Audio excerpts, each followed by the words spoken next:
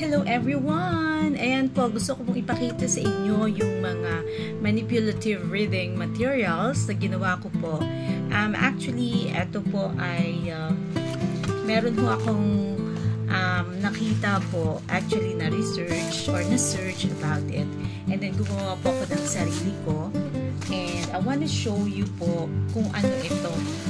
If the kids or yung mga bata po natin ay nahihirapan sa pagbabasa, like the CVC, so we can make like something like this. Ganito po siya. So nilagyan ko na lang siya ng mga images po dito para mas maganda po.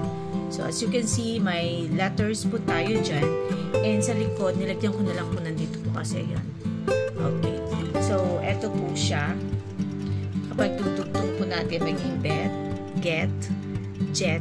But then, ginawan ko po siya ng ito, simple lang naman po ito.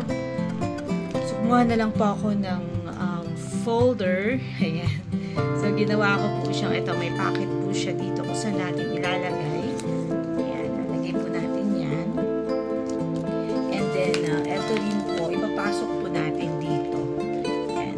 So, bakit kailangan pa na may mga design-design yung gagawin natin? Ayan. Para mas ganahan yung mga bata sa pagbabasa. So, pasok lang natin dito. So, depende sa inyo kung unahin nyo sa baba. Pero, ang mas advice ko is unahin natin sa taas. So, syempre, ganyan po muna. Okay. Ayan. Dapat naturo na rin natin yung individual sound ng mga letters. So, this is for English. So, ganyan o. Bet, get, ayan po. Jet, okay, let, met, pet. Okay, so eto po siya. Marami akong ginawang ganito actually, na ang gagawin na lang ko ng teacher is ilalagay natin dito, pero nasa likod na siya, may clue na rin siya. Ayan.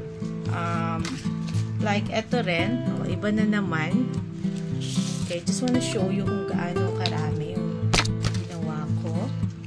And then, another na naman. Ayan. So, ganun lang siya. Gagamitin natin sa classroom. Pwedeng individual yun.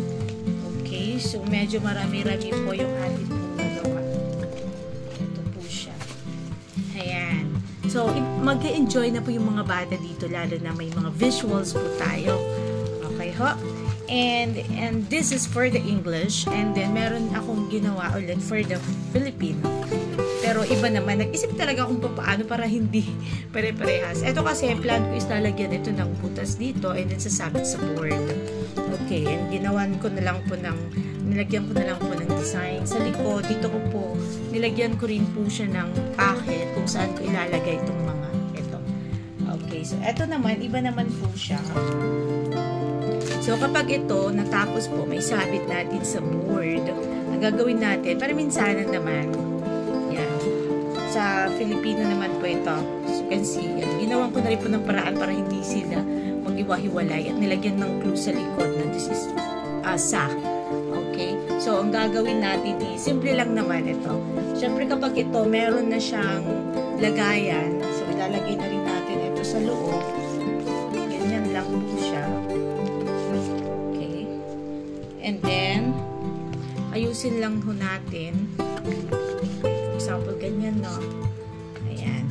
Nandito na rin po siya. Gagay din yung mga bata. So, sabi, sana, yung mga yan. Saba, sama, sapa, saan. Ayan. So, marami ho akong nagawa rin ho na ganito. So, napakita ko rin ho sa inyo. Meron din po tayong, ayan, pa at pa. Okay, ito lang po yung dalawa muna sa mga ginawa kong manipulative reading materials. Manipulative kasi ho ay hahawakan ho natin siya, pwedeng one-on-one po natin gamitin sa mga bata or by group, mga nahihirapan sa pagbabasa. And I can show on the latter part of this video kung paano ginamit nung teachers yung mga ginawa po natin. Pero yung isa lang po muna, yung una po muna kasi hindi ko pa po naibigay sa kanila itong pangalawa. Okay. So, ayun lang po. Maraming salamat sa panonood.